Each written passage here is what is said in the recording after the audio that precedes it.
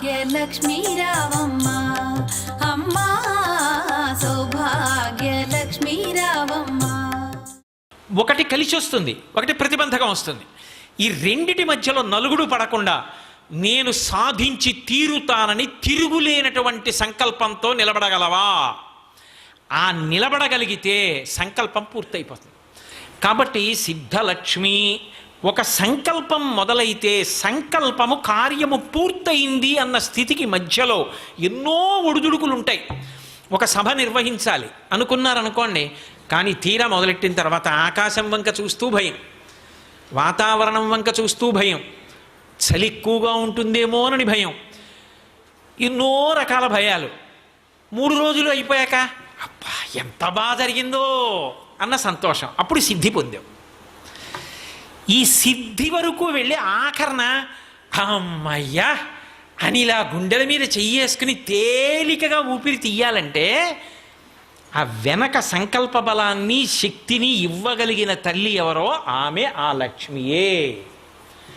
అది మొదట లేకుండా అసలు ఎలా నడుస్తావు ముందుకి జీవితంలో? నేను ఒక గొప్ప విద్వాంసుణ్ణి కావాలండి, నువ్వు చదివింది ఎప్పుడు? చదవగలవా? ఇది కార్యసాధనకు కావలసినటువంటి విభూతిని ఆ తల్లి అనుగ్రహించి సంకల్పము కార్యముగా పూర్తయినది అని నిలబెట్టడానికి కావలసిన విభూతిని అనుగ్రహించగలిగిన తల్లి సిద్ధలక్ష్మి. మోక్షలక్ష్మి. మోక్షలక్ష్మి అంటే సాధారణంగా మోక్షం ఎక్కడ చెప్తాం? చిట్ట చివర చెప్తాం, ధర్మార్థ కామ మోక్షములు అంటాం.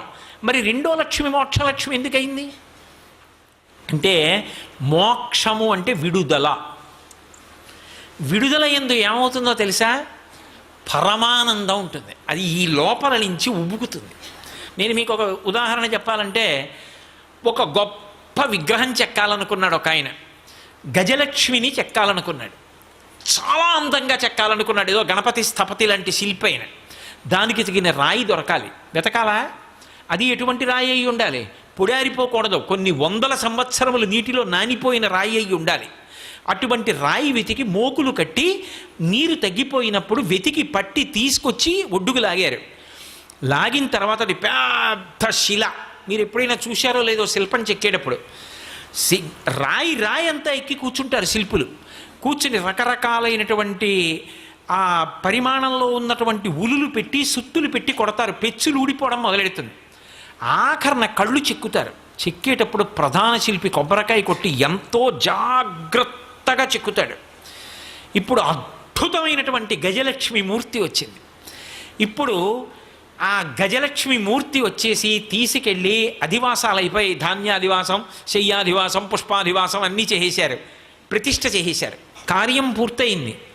ఇప్పుడు మీరు పిలిచి, ఏమయ్యా అంతా చాలా బాగా చెక్కావు కానీ కొంచెం జాగ్రత్తగా చూడు, ఈ కంటి చివర చిన్న కందిబద్దంత రాయి ఉబికి ఉండిపోయింది, ఒక్కసారి నిచ్చెన ఇస్తాం ఎక్కి కొట్టే ఉలితో అన్నారనుకోండి, చెంపలు వేసుకుని మహాపరాధం.